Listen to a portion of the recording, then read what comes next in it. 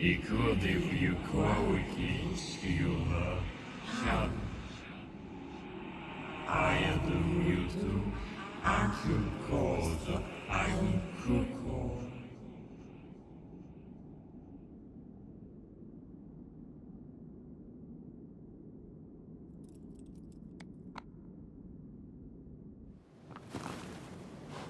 Very well, welcome back to Let's Play Shadow of the Colossus.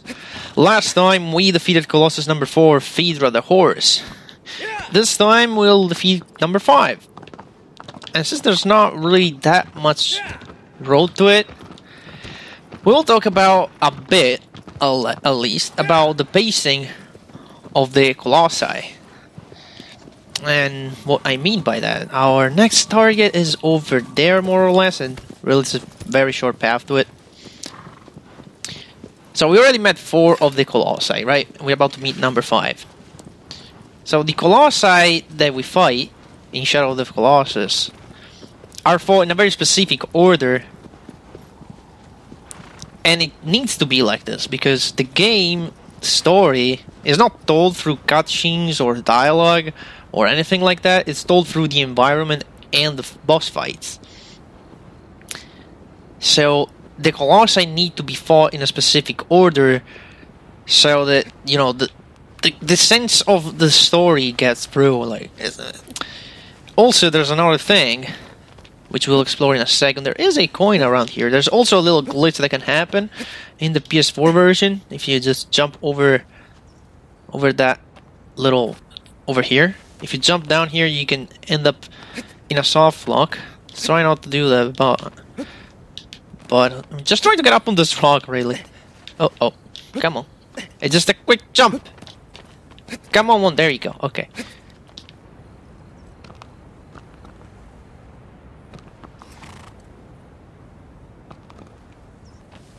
So, let me go back on that thought. So, when you think of Shadow of the Colossus and you see, like, the cover art with the Colossus, it can be Valus if it's the original, or it's actually guys on the PS4 version. You'll think, well, Shadow of the Colossus equal big thing, that big humanoid giant, right? And that's exactly what it is for Valus. But then, on Colossus number 2, you fight Quadratus, who is a beast. So it's you go from a 2-legged being to a 4-legged being. So it kind of throws off your expectation, because you think all the Colossi are going to be like big humanoid giants, and then the second one is like an animal. Now the third one, Gaius, is back being another giant. And then again you get Phaedra, an animal. So again, another 4-legged being. And this next one in particular is going to be even different. But not in this way, it's going to have another difference.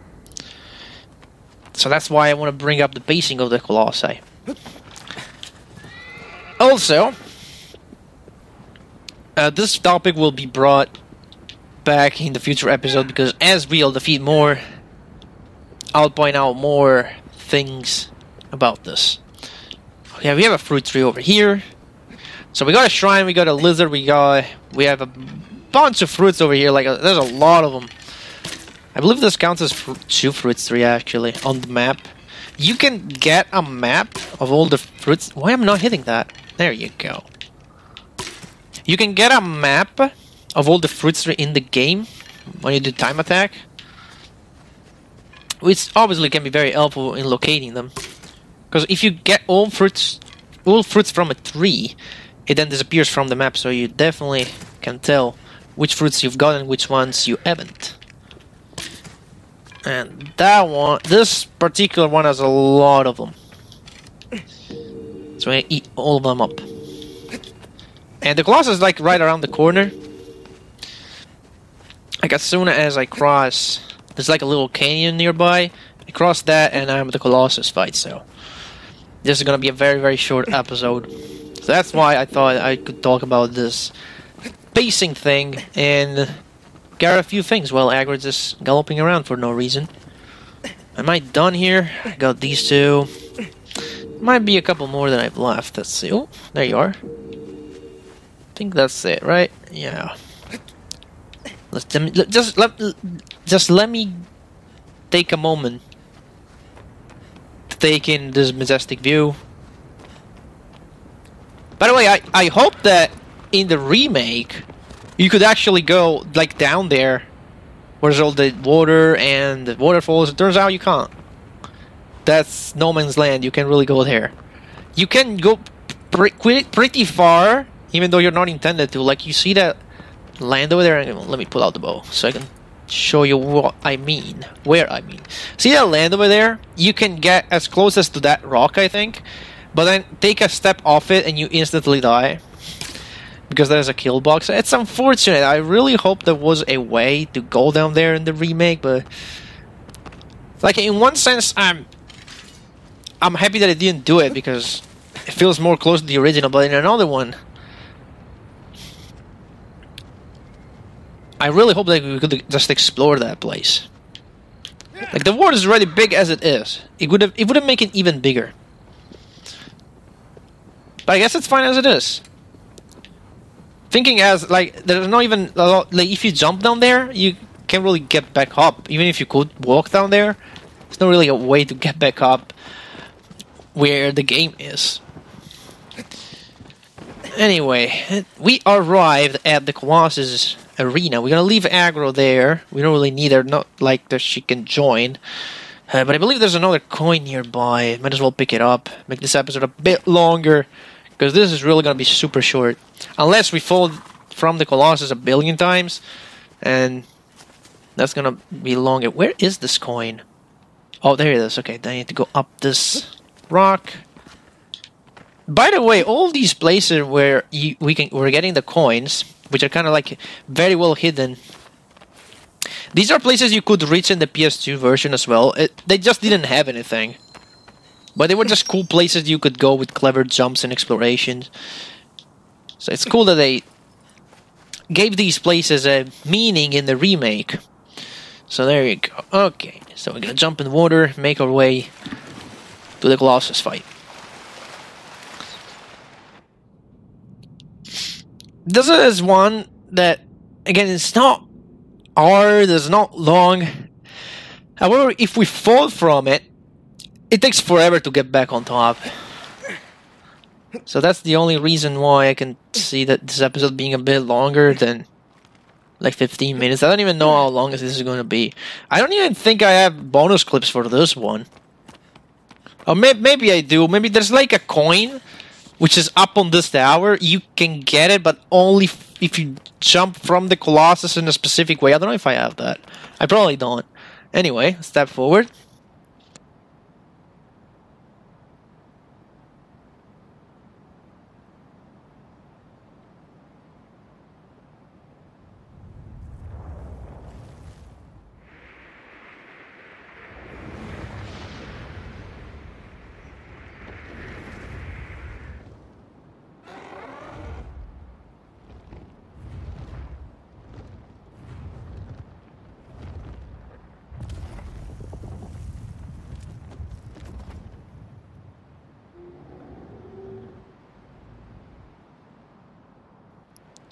And there he is, Avion the bird Colossus. And Avion is French for plane, which is fitting since he is the giant bird. Now, this is what I was telling you about the pacing of the Colossi. So, like, at the beginning you're like, oh, well, they're just gonna be two-legged giants. And then you meet Quadratus, and then, well, they can be beasts. And then Phaedra again, they can be beasts. They're like animals. And now there's this guy, and you're like, well, they can fly now? And he isn't the only flying one we're going to fight. Just telling you that for those who don't know. So now, before I actually go up on Avion, or Avion, I wanted to make you note of that big tail of his. You may think that's... since it's very close to the water, that's how we're supposed to get on top of him, but actually no. It was intended to be like that, so he would have to like fly low and you would grab the tail, But at the end, they didn't do it, and they implemented the way that we're gonna use right now. So, I'm gonna use my bow shoot one arrow at Avion, and we're gonna stand in the middle of these platforms, because if I stand on the middle one, he will sure swoop down and I can grab onto the fur.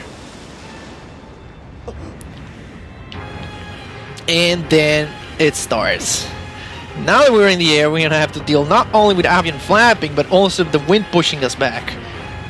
First symbol, don't fall down. Oh my god. Oh, wait, no way, dude. I was holding grip the entire time. Okay, well that sucks. Well, I guess this episode's gonna be a bit longer. Oh god. If you fall down from Avion, it takes forever to go back up. I don't know why I did not grab there. I was literally near an edge that I could grab it. Nothing. Problem is that we have to hit Avion while he's moving. It does stop after a while, but it takes a bit for him to do that. So we're gonna try to aim a bit like we have to anticipate with, because the arrow needs to travel to reach him. This is a good opportunity. Got him. Okay. This will be fast still. It's not too hard to fall from Avion, although I will probably attempt the trick once I stab one of his weak points. Which is very cool if I pull it off. If I don't pull it off, I'm just gonna fall down and whatever. Also, you need to grab this. If you don't grab this, it deals a lot of damage. Because it just pushes you back. Trust me, it deals a lot of damage. It's like 3/4 of your health or something. Okay, so straight up your wing. There we go, that's what I wanted to do. I wanted to grab this edge. And this is the first weak point. Now on hard, this weak point takes 2 stabs. The problem with this weak point, and every time you stab it, it does this 360 and eats up a lot of stamina. So I'm gonna rest for a bit here. Another full stab, this should do it with the weak point. Let's see, yes, it's gone, okay. So now I'm gonna attempt the trick here. Boom, release. Got it. Got it, these are pro strats. Normally you would have waited for the wing to stop,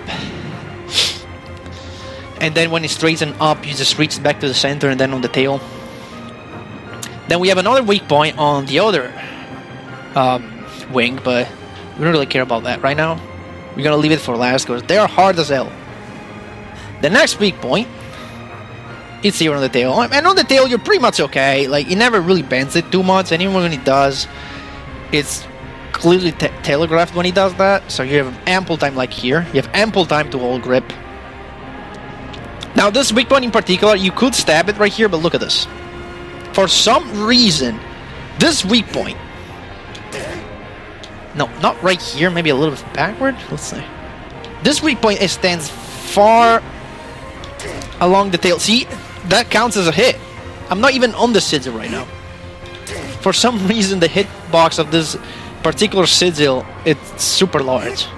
I don't know why that is. This wasn't the original and they kept it. You would think they would fix this, because it's clearly not intended to be like this. But they kept it. And I'm glad they did. Because it's just a little secret. And now the wind is gonna fucking be annoying. Look at that. I can barely walk. There's a trick that you can do. Speedrunners use it to fight this wind. If you jump a bit, just a bit, not like that. If you jump just a bit, you will make a few steps faster, and that helps. Anyway, I'm just taking my time right here. I'm just gonna go up to here, rest and get my stamina back. I need all of it if we want to go. Okay. Okay, Avion, stop flapping. Stop flapping. Okay. He's definitely gonna turn now. He's reached the edge of the arena. There he is. So, you also need to keep an eye on the arena. Also, you need to keep an eye on when he's about to flap or not. Because as you can see, he has no fur in the middle of the wing, so you need to time it correctly.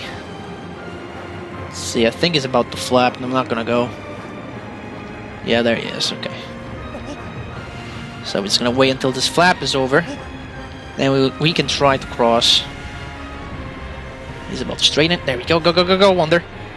Nice. Okay, 2 stabs, and it's done. Really, the first attempt was stupid, but whatever, dude.